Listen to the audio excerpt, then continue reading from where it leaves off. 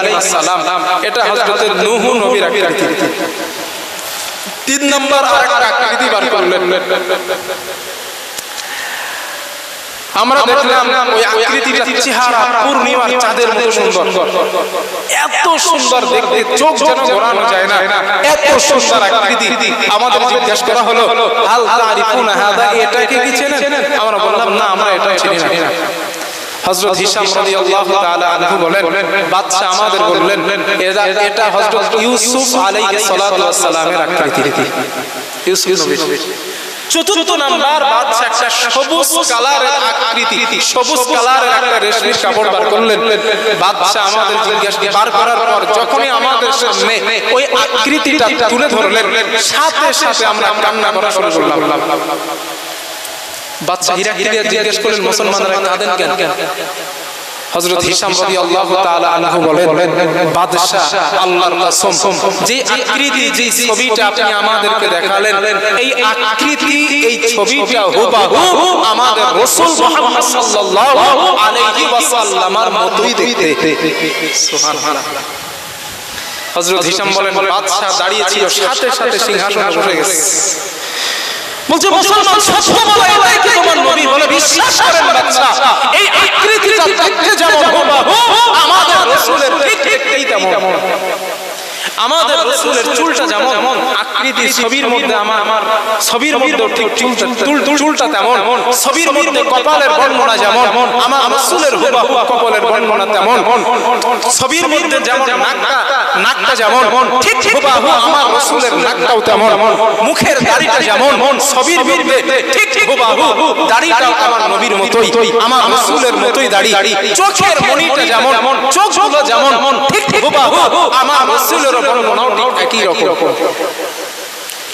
বাদশার সাথে সাথে বসে বলে, মুসলমানরা সত্যি বলছে এটা তোমাদের নবী? বাদশা বিশ্বাস করেন, এই যে ছবি 4 নম্বরে দেখিয়েছেন এইটা আমাদের নবী।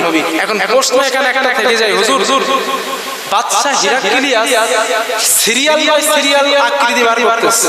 এখন সিরিয়াল বাই যেহেতু বার করছে, আমাদের নবী সবার শেষে এসেছেন, তাহলে আকৃতিটা সবার শেষে বার করা উচিত। কিন্তু উনি হঠাৎ করে 4 নম্বরে আমাদের নবীর আকৃতি কেন বার করলেন? ঠিক তো ভাইয়া, এটা একটা প্রশ্ন। কেন বার করেছেন এটা একটু পরে বলছি। আমার বন্ধুগণ, হযরত হিশাম রাদিয়াল্লাহু তাআলা আনহু বলে, 5 নম্বরে আরেকটা আকৃতি বার করলেন। আমাদের বললেন, ও মুসলমানেরা, এই আকৃতিটা কি আপনারা চেনেন? আমরা বললাম, না না, এটাকেও আমরা চিনি না। বলা হলো, হাযা মূসা আলাইহিস সালাম, এটা মূসা নবীর আকৃতি। আরেকটা আকৃতি বার করা হলো, আমার জিজ্ঞাসা করা হলো, এটা কি আপনারা চেনেন? আমরা বললাম, না না, এটাকেও আমরা চিনি না। বলা হলো, ইব্রাহিম আলাইহিস সালামের আকৃতি। আর আকৃতি বার করা হলো, এটা কি আপনারা চেনেন? আমরা বললাম, না না, এটাকেও আমরা চিনি না। বলা হলো, হাযা ঈসা আলাইহিস সালাম, এটা হযরত ঈসা নবীর আকৃতি। এবার বাদশা জিজ্ঞাসা করলেন, ও মুসলমানেরা, আমি বাদশা, আমি তোমাদের নবীর আকৃতিটা 4 নম্বরে কেন বার করলাম জানো? হিশাম বললেন, না না, আমরা এটা জানি না। বাদশা হিরাক্লিয়াস বললেন, ও মুসলমানেরা, আমি যদি সবার শেষে বার করতাম, তোমরা আইডিয়ার পরে বলতে এটা তোমাদের নবী। ঈসা নবীর পরে তোমাদের নবী শেষ নবী আসবে। যদি মিথ্যাও হতো, তোমরা আইডিয়ার করে বলতে পারতে, যেহেতু তোমাদের আইডিয়া, তোমাদের ধারণা যেন ঠিক না হয়, এই জন্য সত্যটাকে সামনে আনার জন্য আমি 4 নম্বরে তোমাদের নবীর আকৃতিটা বার করলাম। এখন আমি বুঝতে পারলাম, অবশ্যই তোমাদের নবী দুনিয়াতে এসেছেন, আর আমাদের এই রাজত্ব বেশি দিন না, কারণ এটা আমরা ইনজিলের মধ্যে পেয়েছি। আমি বোঝাতে পেরেছি আপনাদের যে ইনজিলের মধ্যেও যে রাসূল সাল্লাল্লাহু আলাইহি ওয়াসাল্লামের বৈশিষ্ট্য গুণাগুণ দেওয়া হয়েছে, যার কারণে শ্রেষ্ঠত্ব গুণ বলা হয়েছে রাসূলকে। তো এই গুণ কেন দেওয়া হয়েছে বা সুস্পষ্টভাবে ইনজিলের মধ্যে এসেছে, এটা হাদিস দ্বারা প্রমাণিত হয়েছে। এবার এখানে একটা প্রশ্ন কিন্তু থেকে যায়। প্রশ্নটা কি? যে বাদশা হিরাক্লিয়াস এই আকৃতি পেয়েছে কোথায়? তাই তো ভাইয়া, এই আকৃতিগুলো বাদশা হিরাক্লিয়াস এই ছবিগুলো পেয়েছে কোথায়? হাদিসের মধ্যে এসেছে হযরত আদম আলাইহিস সালাতু ওয়াস সালাম আল্লাহর কাছে দোয়া করেছিলেন, আল্লাহ আমার যে সন্তানগুলো পৃথিবীতে নবী হবে তাদের এক একটা ছবি আকৃতি আপনি আমার একটু দেখান। আল্লাহ তাআলা ফেরেশতাদের বলেন যাও জান্নাত থেকে আমার ওই যারা যাদের নবী তো হুপ করে ইলেকশনের মাধ্যমে নবী হয় না, যেমন আমরা প্রধান বানাই, এমপি বানাই, মন্ত্রী বানাই, আমরা ইলেকশনের মাধ্যমে বানাই, কিন্তু ইলেকশনের মাধ্যমে নবী হয় না। নবী হবার জন্য আল্লাহর কাছ থেকে সিলেক্টেড হয়ে আসা লাগে। যেমন পীর ওলি হওয়ার জন্য সিলেক্টেড হওয়া লাগে না, পীর যোগ্যতার কারণে হওয়া যায়, ওলি যোগ্যতার কারণে হওয়া যায়। পীর আল্লাহর ওলি হওয়ার জন্য যোগ্যতা অর্জন করলে হতে পারে, একজন ভ্যান চালক আল্লাহর ওলি হতে পারে, একজন মুচির ছেলেও আল্লাহর ওলি হতে পারে, একজন রিকশাওয়ালাও আল্লাহর ওলি হতে পারে, একজন সাধারণ জেনারেল স্টুডেন্ট আল্লাহর ওলি হতে পারে, একজন আলেমও আল্লাহর ওলি হতে পারে। শর্ত কি? শর্ত আল্লাযীনা আমানু, যারা আমি আল্লাহর উপরে ঈমান এনেছে। 2 নাম্বার ওয়াকানু ইয়াত্তাকুন, এবং তাকওয়া অবলম্বন করেছে, সে আল্লাহর, একটু কথা বলেন, ওলি ওলি ওলি আল্লাহর ওলি। 1 নাম্বার ঈমান, 2 নাম্বার তাকওয়া। এখন তাকওয়া কারে বলে? অনেক ব্যাখ্যা আছে, আমি একটা ব্যাখ্যা দেই আপনাদের, যেহেতু কথাটা উঠে এসেছে এই জন্য বলছি। তাকওয়া কারে বলে? আপনারা পাকাল মাছ দেখেছেন না? চেনেন? পাকাল মাছ থাকে কোথায়? কাদার নিচে। পাকাল মাছ দেখবেন কাদা থেকে তুললে ওর গায়ে এক টোপ কাদা থাকে না, কুচে কুচে কুচে কুচে এক হাত মাটির নিচে আছে, কিন্তু ওখান থেকে টেনে বার করবেন এক টোপ কাদা ওর গায়ে থাকে না। ওটার নাম হলো তাকওয়া। বাকি দৃষ্টান্ত খুঁজে পেলেন না, কুচে দিয়ে দৃষ্টান্ত, ওটার নাম তাকওয়া। হযরত ওমর আলী রাদিয়াল্লাহু তাআলা আনহু বলেন, ওমর রাদিয়াল্লাহু তাআলা আনহু বলেন, না আলী, ওমর রাদিয়াল্লাহু আনহু আলীকে জিজ্ঞেস করেছেন, আলী তাকওয়া, রাসূল বলতেন তাকওয়া হাহুনা, তাকওয়া হাহুনা, তাকওয়া এখানে, তাকওয়া এখানে, এখানে। তাকওয়ার ব্যাখ্যা কি বলো তো প্র্যাকটিক্যালি? হযরত আলী রাদিয়াল্লাহু আনহু জবাব দিচ্ছেন, ওমর ভাই, ওমর আপনি কোন সংকীর্ণ রাস্তা দিয়ে কখনো গিয়েছেন? 2 সাইডে কাঁটা আর আপনি মাঝখান দিয়ে যাচ্ছেন, আপনার গায়ে পোশাক, মাথায় পাগড়ি, বড় জামা, আপনি যাচ্ছেন, এরকম রাস্তা দিয়ে কখনো গিয়েছেন? হযরত ওমর বলেন, হ্যাঁ অনেক গিয়েছি। বলে আপনি তখন কিভাবে গিয়েছেন? হযরত ওমর রাদিয়াল্লাহু আনহু বলেন, আমি গিয়েছি খুব সতর্কতা অবলম্বন করেছি যেন কোন কাঁটা আমার পোশাকে স্পর্শ না করে। হযরত আলী বলেন, এটার নাম হলো তাকওয়া। এটার নাম তাকওয়া। এই পৃথিবীতে আমরা সংসার ধর্ম করব, ব্যবসা বাণিজ্য করব, সন্তান সন্ততি নিয়ে আরাম আরাম করব, আনন্দ করব, উল্লাস করব, ফুর্তি করব, সব কিছু করব, লেকিন পাপ আমাদের স্পর্শ করবে না, এটারই নাম হলো তাকওয়া। এবার আপনারা আপনাদের গ্রামে বুঝেন এই তাকওয়াবান মানুষ কয়জন আছে? আর এখন তো আমরা এই কথা সব বলেই খেলি যে না আমি বাকি বিল্লাহ, আমি পীর হব, আর পীর কেউ হবে না। বিশ্বাস করেন চাচাজি, এই কথাগুলো কোরআন বিরোধী কথা, এগুলো হাদিস বিরোধী কথা। যদি বলেন বাকি বিল্লাহ কেন বলছেন এটা, তাহলে আল্লাহর কোরআনের ওই কথাগুলো বাদ দেন। আল্লাযীনা আমানু ওয়া কানু ইয়াত্তাকুন, আমার ওলি তারা যারা ঈমান আনে আর তাকওয়া অবলম্বন করে। এখন আমি যদি ঘুরিয়ে বলি ওলি আমার কাছ থেকেই হবে, আমি যারে ইজাজত দেব সে পীর হবে, সে ওলি হবে, আর কেউ হবে না, তাহলে এই কোরআনের বিরোধিতা করা হলো না? আমি কথাটা বোঝাতে পারছি আপনাদের? কোরআনের বিরোধিতা করা হলো না এটা?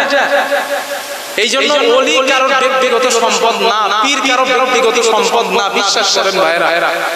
এটা যদি কেউ বলে এটা তার জ্ঞানের অভাব, একদম জ্ঞানের অভাব। আমি আবার বলছি, একজন মুচি আল্লাহর ওলি হতে পারে, এটা সম্ভব, 100% সম্ভব। সে তাকওয়া যদি অবলম্বন করতে পারে, পৃথিবীতে চলবে, তার গায়ে পাপ স্পর্শ করবে না, সে আল্লাহর ওলি। কিন্তু এখন যখন ঠিকাদার নিয়ে বসে রয়েছে আমরা, সব বলি আমার পকেটে এখন নবদ দিয়ে দেবো, যা তোর খেলাফত দিয়ে দিলাম। এত সহজ না, কুছ হাসিল করনে কে লিয়ে কুছ কোনা পড়তা है, কিছু পেতে গেলে খরচ করতে হয়। যদি বংশ দিয়ে সব কিছু হয়ে যেত, আবু জেহেল জাহান্নামে যেত না, নূহ নবীর ছেলে কেনান জাহান্নামে যেত না, নূহ নবীর সঙ্গে এক বিছানায় রাত কাটিয়েছেন, এক কম্বলের মধ্যে রাত কাটিয়েছেন। তার স্ত্রী জাহান্নামী হতো না। যদি বংশ দিয়ে জান্নাত পাওয়া যেত, বংশ দিয়ে আল্লাহর কাছে মর্যাদা পাওয়া যেত, সম্মান পাওয়া যেত।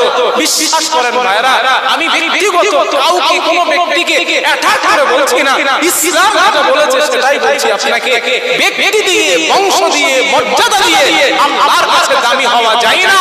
ইন্না আকরামাকুম ইনদাল্লাহি আতকাকুম। আল্লাহ বলেন আমার কাছে শ্রেষ্ঠ সেই ব্যক্তি যে আমি আল্লাহকে বেশি বেশি ভয় করে। এটা আমার রব বলেছেন। তো আমি আমার কথা আপনারা বাদ দেন। আল্লাহ বলেছেন তোমাদের মধ্যে শ্রেষ্ঠ সেই ব্যক্তিটা যে আমি আল্লাহরে ভয় করে, ও সবথেকে শ্রেষ্ঠ। তো আল্লাহ বলেন আমাকে যে ভয় করে সে শ্রেষ্ঠ, আর আমি বলছি না পকেট থেকে নিয়ে দিয়ে দিলাম, যাও তোমার খেলা ফেলা দিয়ে দিচ্ছি। এত সহজ না? তাহলে কোরআনের এই আয়াতগুলো আপনি বাদ দেন, হাদিসগুলো আপনি বাদ দেন। যদি আপনার কথা ঠিক হয় তাহলে কোরআন আরকে ভুল বলতে হবে। নাউযুবিল্লাহি মিনাশ যালিক। আপনারা কষ্ট পেয়েছেন মনে হয় আমার উপরে, না? কথাগুলো বলেন বাস্তব না অবাস্তব? এইগুলো হচ্ছে না আমাদের সমাজে। না না না, ও পীর হতে পারবে না, ও ওলি হতে পারবে না, এই সব কথাগুলো সমাজের সাধারণ মানুষকে বলা হচ্ছে।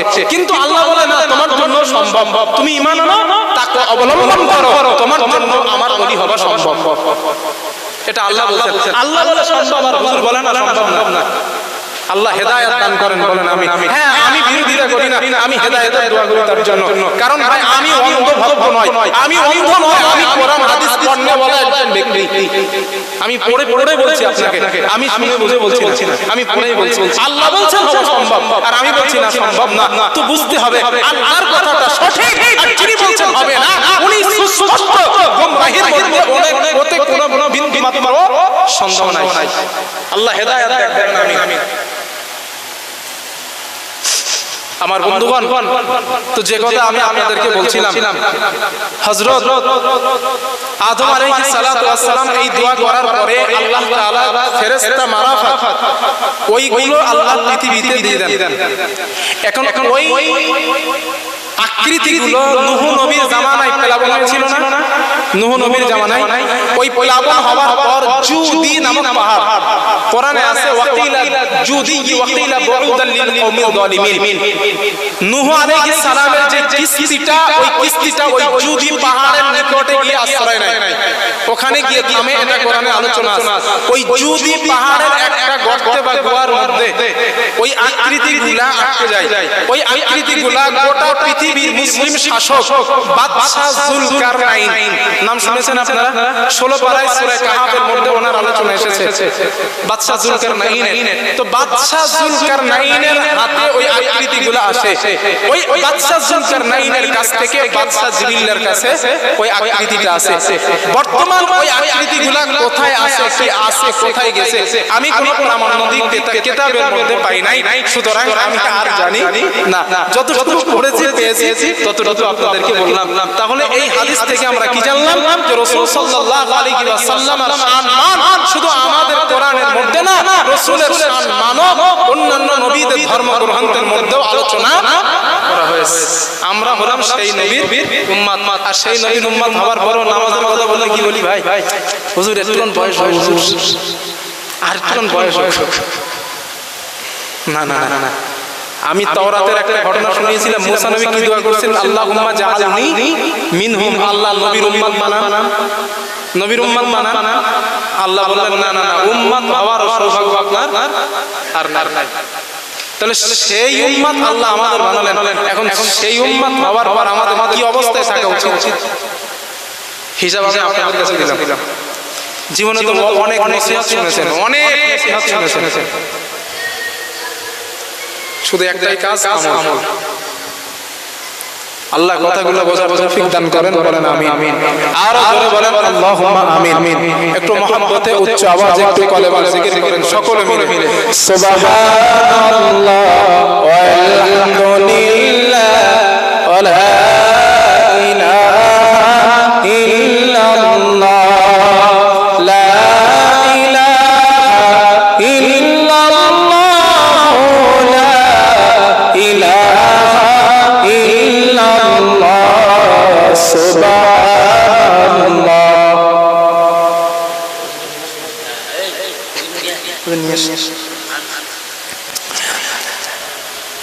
লা ইলাহা ইল্লাল্লাহু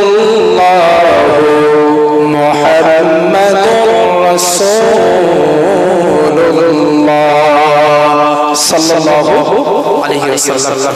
সম্মানিত ভাইরা, এবার বলে ছেড়ে দেব। তো আনকমপ্লিট কিছু কথা বলেছে, 5টা 6টার মতো হাদিস সম্ভবত বলেছে।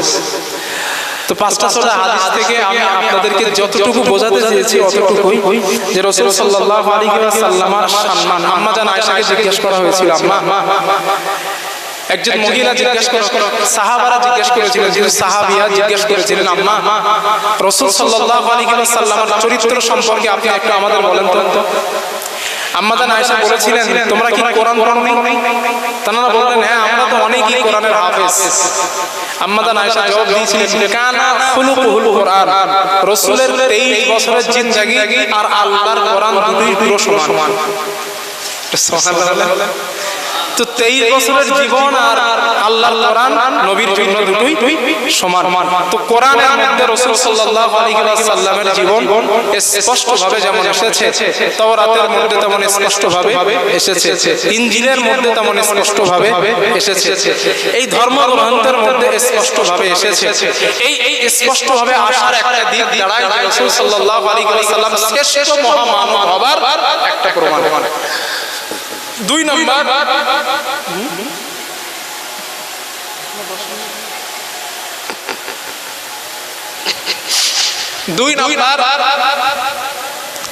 যে শ্রেষ্ঠ নবী আর আমার উম্মত শ্রেষ্ঠ। একটা মজার কথা বলি আপনাদের, হাদিসটা বলা ঠিক হবে কিনা জানি না, তাও বলি একটু। কিয়ামতের দিন যারা অন্য নবীর উম্মতেরা জাহান্নামে যাবে, অন্য নবীর উম্মতেরা ঈমান আছে, ঈমান থাকার কারণে অনেক উম্মত জাহান্নামে যাবে, কিন্তু গুনাহ বেশি, কিন্তু ঈমান আছে। কবিরা গুনাহ করে মারা গেছে, তওবা নাই, সুদ খাইতো কিন্তু তওবা না করে মারা গেছে, কিন্তু ঈমান আছে তার। সুদ খাইলে যে একেবারে ঈমান চলে যায়, জিনা করলে যে একেবারে ঈমান হারা কাফের হয়ে মরে, বিষয়টা এমন না। কথা বোঝাতে পারছি? যে ব্যক্তি শিরিক না করলো, শিরিক ছাড়া কবিরা গুনাহ করে বান্দা মারা গেছে, কবিরা গুনাহ যদি মাফ না হয় বান্দা জাহান্নামে যাবে। দীর্ঘ একটা মেয়াদ জাহান্নামে থাকার পর শিরিক মুক্ত ঈমান হলে আল্লাহ ওকে জান্নাতে দেবেন। কথাটা ক্লিয়ার? এখন এই উম্মতে মুহাম্মাদি যারা অনেক নামাজি বান্দা, হাসরের দিন জাহান্নামে যাবে, অনেক নামাজি জাহান্নামে যাবে, রোজাদার জাহান্নামে যাবে। তো একটা হাদিসের মধ্যে এসেছে, উম্মতে মুহাম্মাদি রাসূলের উম্মত হওয়ার সুবাদে যারা নামাজের জন্য উযু করতে না, এই কোন পর্যন্ত ধুই না, হাদিসে বলা হয়েছে রাসূল সাল্লাল্লাহু আলাইহি ওয়াসাল্লাম বলেন, আমার উম্মত হওয়ার সুবাদে আমার উম্মতের এই উযুর জায়গায় জাহান্নামের আগুন লাগানো হবে না। একটু সুবহানাল্লাহ বলেন। আমার উম্মত মুখমণ্ডলে উযুর পানি দিয়ে ধৌত করত, আমার উম্মতের মুখমণ্ডলে জাহান্নামের আগুন লাগানো হবে না।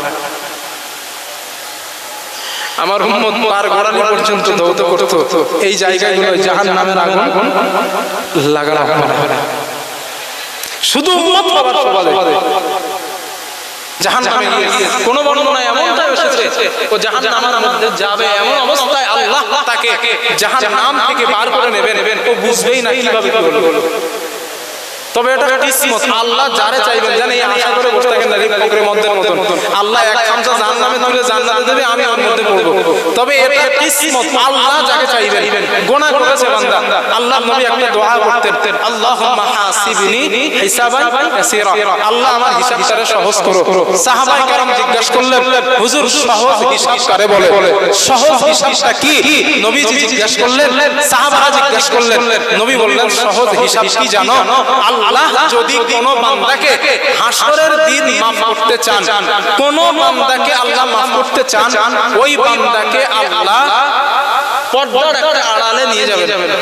নিয়ে যাবার পর আল্লাহ ওই বান্দাকে জিজ্ঞেস করবেন, আলিমতা কাযা ওয়া কাযা ওয়া মা আলিমতা কাযা ওয়া কাযা।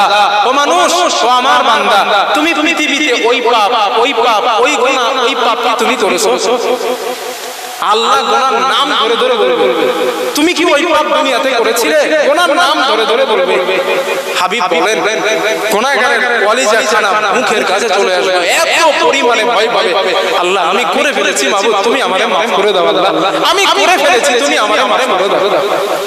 নবীজি বলেন, আল্লাহ তাআলা ওই বান্দাকে বলবেন, আল্লাহ পাক বলবেন, মানুষ আমার গোলাম, আমি তোরে মাফ করে দিলাম, যা জান্নাতে যা। রাসূল বলেন, এটারই নাম হলো সহজ হিসাব। এটার নাম সহজ হিসাব। এই জন্য ভাইরা আল্লাহর কাছে এই দোয়া কখনো ভুলে যাবেন না, আল্লাহুম্মা হাসিবনি হিসাবান ইয়াসীরা, মানে তুমি আমার হিসাবটারে সহজ করো, আমার হিসাবটারে তুমি সহজ করো।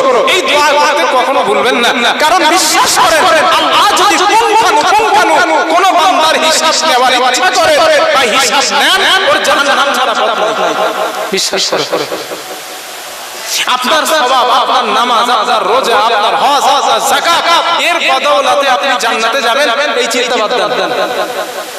হ্যাঁ, এটা হাদিসে আছে, এক ব্যক্তি হাসরের মাঠে উঠবে, আল্লাহ ওর বিরাট বিরাট পাহাড় নেকি, আল্লাহ যখন বলবে, বান্দা যাও, তুমি আমার দয়ার জান্নাতে যাও, আমার দয়ায় তুমি জান্নাতে যাও। বান্দা বলবে, আল্লাহ আমি এত নেকি পৃথিবীতে এত আমল করছি, আপনার দয়ায় জান্নাতে যাব তাই?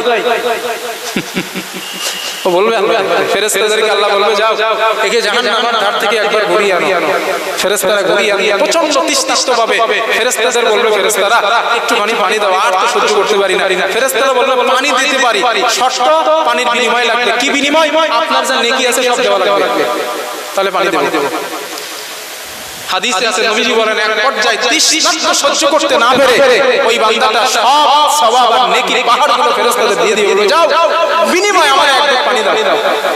আর হাসরের দিন তো হাউজে কাউসারের পানি ছাড়া কোনো পানি নাই, আর আছে সব জান্নাতের মধ্যে। এখন ওই বান্দা আল্লাহর সামনে আসবে, আসার পর আল্লাহ জিজ্ঞেস করবেন, গোলাম বান্দা খবর কি?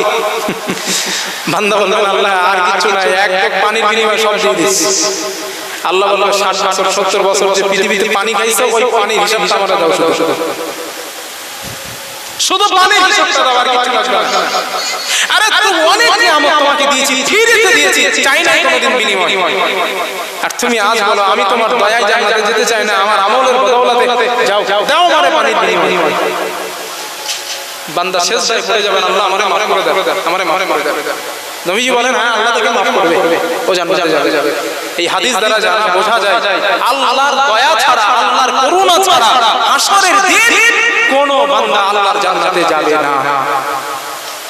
আর আমরা মনে করি না, বিরাট আমল করে ফেলেছি, বিরাট কিছু হয়ে গেছি, না ও হুজুরের লেজ ধরে পার হয়ে যাবে ইনশাআল্লাহ। এত সহজ না, একদম মুসিবত হয়ে যাবে। আম্মা জান আয়েশা সিদ্দিকা রাদিয়াল্লাহু আনহা রাসূলকে জিজ্ঞাসা করেছেন, হুজুর হাসরের দিন কি আপনি আমাদের উপরে আসবেন? আপনি কোথায় কোথায় আমাদের ভুলে যাবেন হুজুর? নবী সাল্লাল্লাহু আলাইহি ওয়াসাল্লাম বলেন, আয়েশা মিজানের ধারে আমি নবী তোমাদের উপরে আসবো না, ফুলসিরাতে আমি উপরে আসবো না, যত সময় আল্লাহ অনুমতি না দেবেন। নবী বলছেন, আমি মিজানের ধারে আল্লাহর অনুমতির আগে আমি উপরে আসবো না, ফুলসিরাতে আল্লাহর অনুমতির আগেও তোমাদের উপরে আসবো না। আম্মা জান আয়েশা রাদিয়াল্লাহু আনহা কেঁদে ফেললেন, হুজুর আমাদের উপরে কি হবে? নবী স্পষ্ট বললেন, আয়েশা আমল বানাও, আমল নেক আমল তৈরি করো, আল্লাহ নিজে দায়িত্বে বাঁচার নাজাতের ব্যবস্থা করে দেবেন। আরে কোরআনের আয়াত নাযিল হয়েছে, কুল মা কুনতু বিদআন মিনার রাসূল, নবী আপনি বলেন, হাবিব আপনি বলে দেন, আমি মুহাম্মদ সাল্লাল্লাহু আলাইহি ওয়াসাল্লাম কোন নতুন নবী নয়, আমার আগে অনেক নবী রাসূল এসেছেন। সুতরাং ফাতেমা, হাসান, হুসাইন, আয়েশা নিজের আমল নেক আমল বানাও, আল্লাহ নাজাতের ব্যবস্থা করে দেবেন। কথা বোঝাতে পারছেন মাশাআল্লাহ? তো বুদ্ধিমান হলো সেই ব্যক্তিটা যে নিজে নেক আমল করে। আর কোরআনে স্পষ্ট এসেছে, ইন্নাল্লাযীনা আমানু ওয়া আমিলুস সালিহাত, যারা নেক আমল করলো, ঈমান আনলো এবং সৎ আমল করলো, আল্লাহ বলেন, লাহুম জান্নাতিন তাজরি মিন তাহতিহাল আনহার, তাদেরকে ওই জান্নাত দেওয়া হবে যার তলদেশ দিয়ে নহর সমূহ প্রবাহিত। সুবহানাল্লাহ। তাহলে নেক আমল করেন, নামাজ পড়েন, রোজা করেন, হজ করেন, হালাল খান। ভাই দেখেন, আমরা ইসলামটাকে কঠিন বানাই ফেলছি। জান্নাতে যাওয়া সহজ, কিন্তু আমরা ওটার ডালি খিচুড়ি করে কঠিন বানাই ফেলেছি। আমি এই কথা বলি মানুষদের, ভাই আপনার বেশি বেশি করার দরকার নাই, 5 ওয়াক্ত নামাজ পড়েন, ফরজ বিধানগুলো এক কথায় মেনে নেন আল্লাহর, 2 নাম্বার যেই খাবারটা খাবেন ওইটা যেন হালাল হয়, ওইটা যেন হালাল হয়, মিথ্যা বলা থেকে বেঁচে থাকেন, আল্লাহর সঙ্গে শিরিক করা থেকে বেঁচে থাকেন, মরেন ডাইরেক্ট জান্নাতে যান, টেনশন নাই।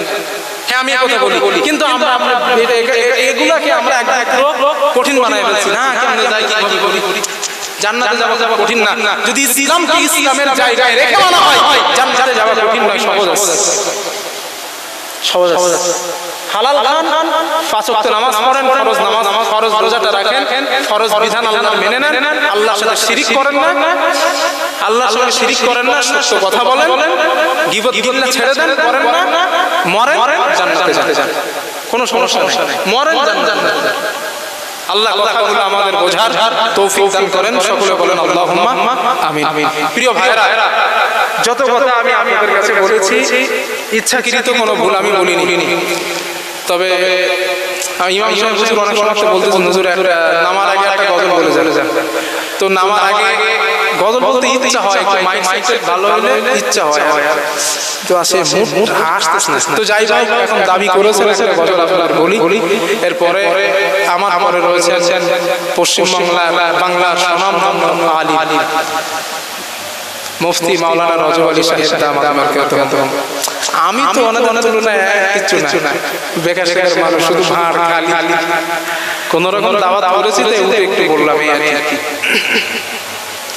তো হুজুর আসছেন, কথা বলবেন, তার আগে একটা গজল বলে আমি আপনাদের কাছ থেকে বিদায় নেব ইনশাআল্লাহ।